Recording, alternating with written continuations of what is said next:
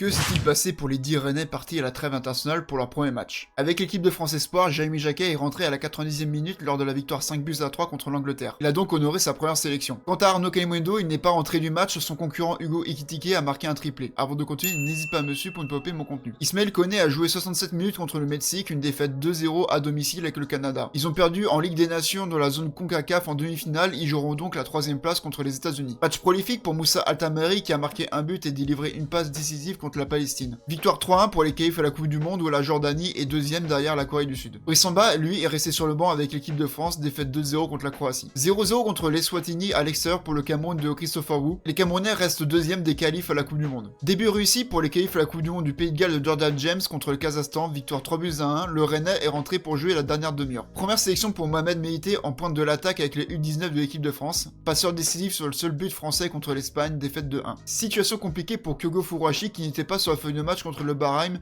victoire 2-0 des Japonais qui sont les premiers qualifiés à la Coupe du Monde. Le 4ème goal du Stade Rennais, Geoffrey Lambert, était sur le bord lors de la défaite 4-1 contre Madagascar. Le Centrafrique est 5ème sur 6 équipes où la qualif va commencer à se compliquer. N'hésite pas à dire ce que tu en penses de tout ça dans les commentaires. Kenavo.